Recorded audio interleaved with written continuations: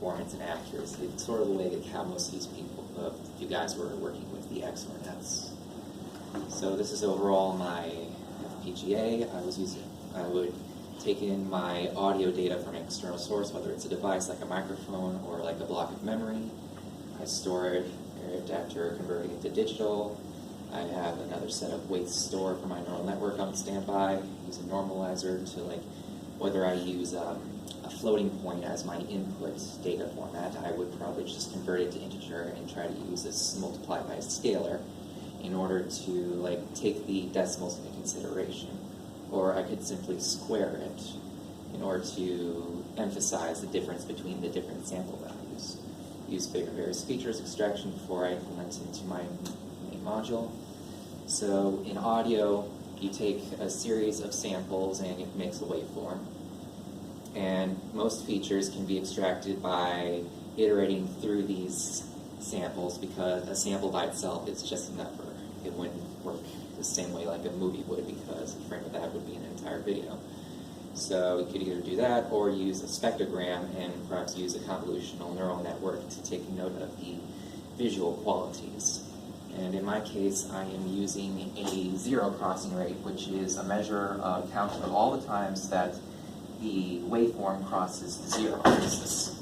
This can be used to sort of measure the amount of noise or the frequency of the sample at the given time. And a lot of things can be inferred to it, like maybe even the number of syllables. So the way I did that using logic gates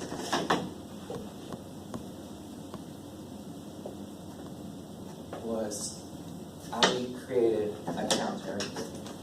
I don't think we did that in class, but basically a counter is a series of JK flip-flops that share a clock pulse.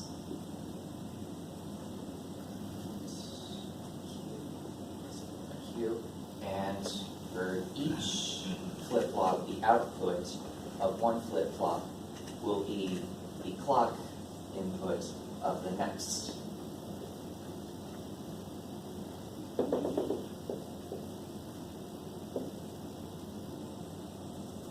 And also the output is written out. And every time I count it, so every time a clock has its cycle, it first flip-flop iterates between 1 and 0, and as each 0 output moves from 0 to 1, this is noticed in the next flip-flop, and so on. And I think you can tell this sort of behavior when you count binary digits. When you start with a series of zeros, when you go from 0 to 1, you just move from the rightmost bit. And then you slowly add more bits, and that kind of builds up as you go left. And when I count, instead of using a clock pulse, I use 2 more flip-flops and run that through an XOR with the input of my sample. So every time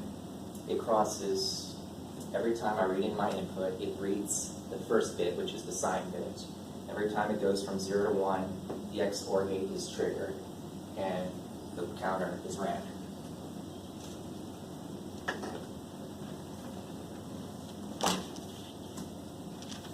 Here is basically the main component of my neural network, which is the multiply accumulator. I take in weighted input, multiply it, run through the adder, gets stored in the register. Each clock cycle, more weights and inputs comes in, and that will eventually go into my activation function. Multiplier gates are usually implemented by summing a series of partial products, and these partial products are formed by taking all combinations of AND gates of the binary digits of the multiplier and multiplicand. And you use various adder gates to sum these digits while shifting them to the amount for the carryover. And some forms are better than others, but some of the not so effective ones would be simple sequential multipliers, because you would have your own accumulator with your own clock domains, and for the sake of simplicity, you wouldn't want to perhaps use more than one clock domain if you can help it.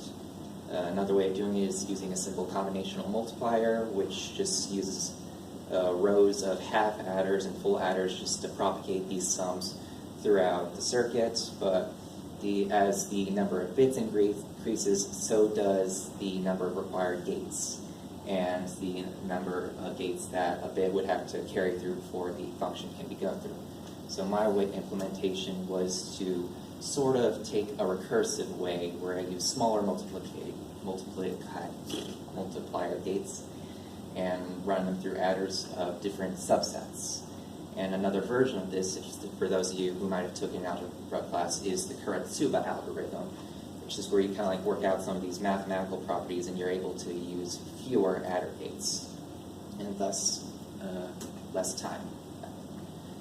And the way I turn my multiplier into a sign multiplier is to account for the sign bit at the on the left. And I basically ran through gates depending on the condition. So if the multiplier and multiplicand are both zeros, well, they're both positives, that means. So do nothing. If a single bit is 1, you run that through an XOR. That means that it's a negative number, so you invert the non-signed integers. And if both bytes have one sign bit of 1, then you would invert both multiplicands. And what neural network wouldn't be complete without an activation function? In my case, I would use a ReLU just because it was just faster than sigmoid and tangent, but I would have to use it with a softmax function. And also, I happen to use sign bits for that one as well, because it's just the graph for this, for anyone who doesn't know. You take in your dot product,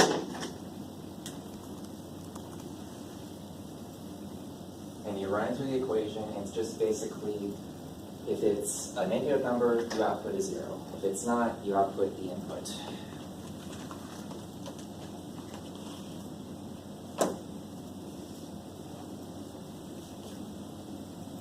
And that's all I have so far.